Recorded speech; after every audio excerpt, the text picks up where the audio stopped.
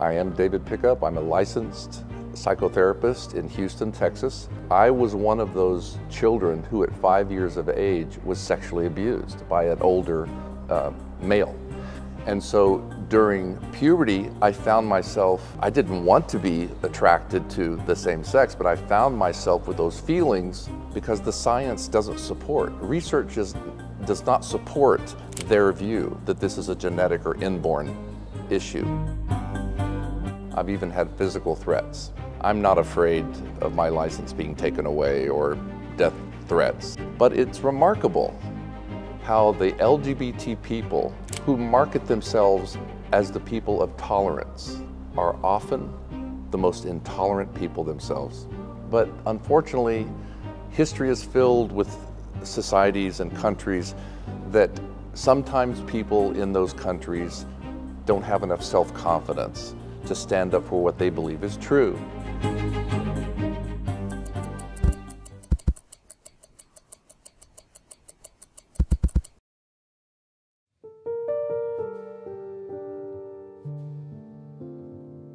I was asked by the World Children and Family Protection Platform to speak for the second time in 3 years here in Istanbul. I am David Pickup. I'm a licensed psychotherapist in Houston, Texas. I operate a private practice for people, mainly men and boys, who are having gender or sexuality issues caused by the traumas in their lives. What motivates me to do this work is because there's so much suffering that's needless in children and adults' lives whose issues they're being told by people who don't believe what they believe who they should be. It's not an inborn issue or genetic with them at all. And so it's a joy to help them become the people that they truly are through this therapy. And I'm inspired by my clients every day for the successes, both the trauma, but the successes that they've felt in therapy.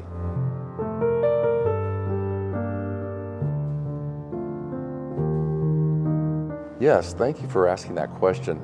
My story is very similar to others. I was one of those children who at 5 years of age was sexually abused by an older male. And so that colored my gender and sexuality issues once I reached puberty, obviously.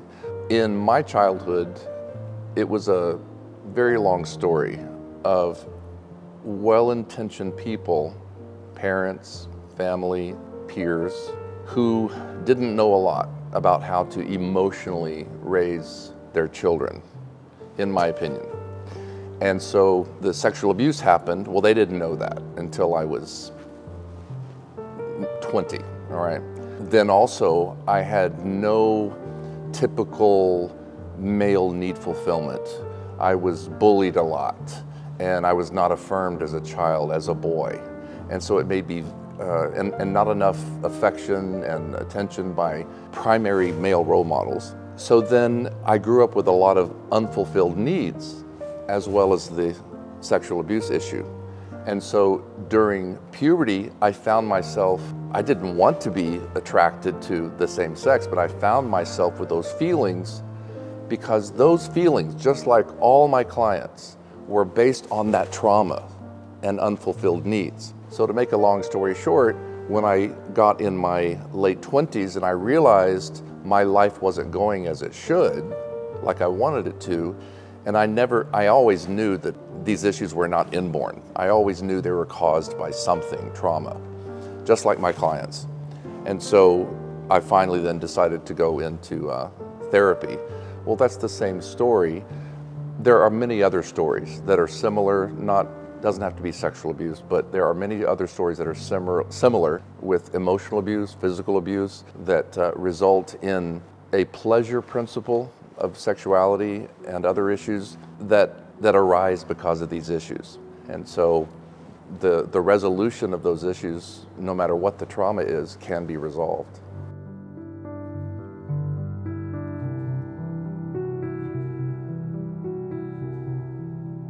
The therapy that I and my colleagues also do in America is just good therapy. It's held to professional standards.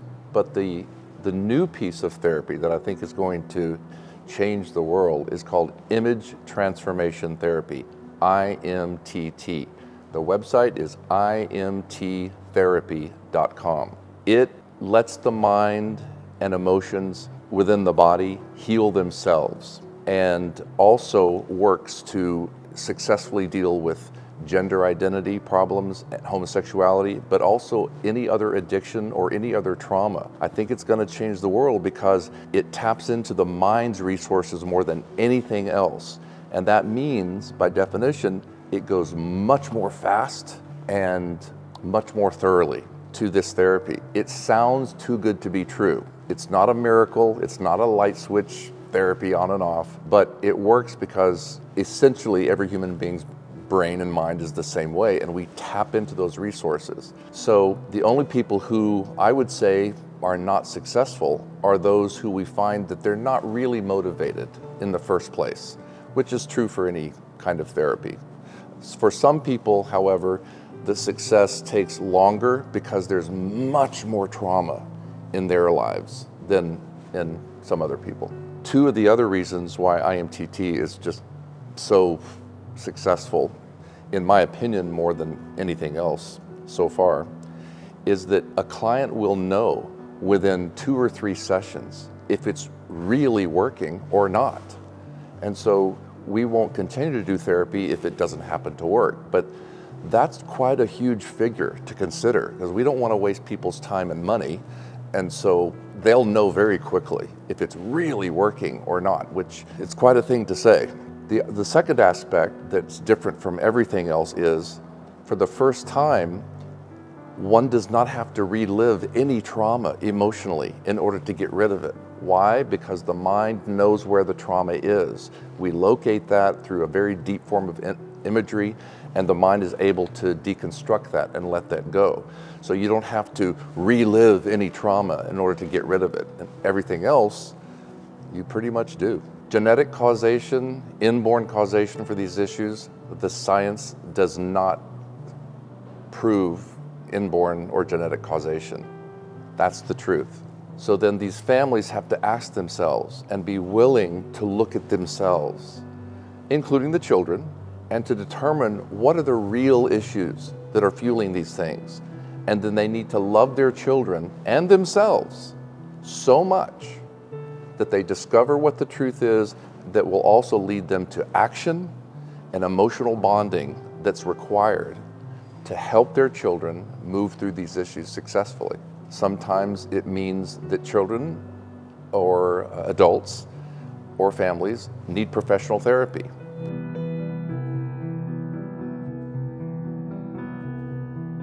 The truth is not hateful, it's merely the truth. So I would urge everyone on both sides to discover what the truth is. I don't believe the LGBT activists have the truth, and I believe I can prove that by not only this therapy, but so can my many colleagues in the United States. But it's also a lack of proof of inborn causality because the science doesn't support. Research does not support their view that this is a genetic or inborn issue.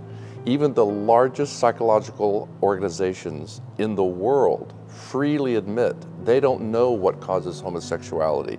They do not state that this is unequivocally a scientifically proven inborn issue. The research is not there to support that.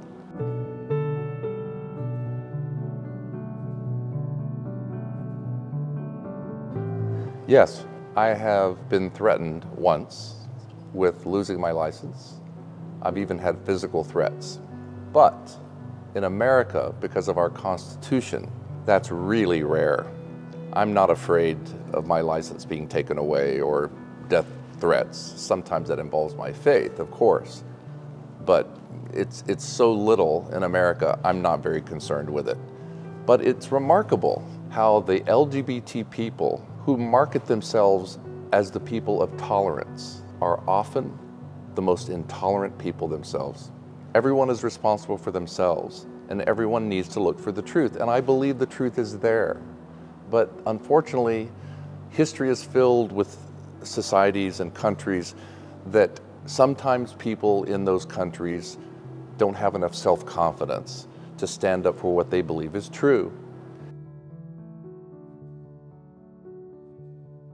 Thank you. I'm honored.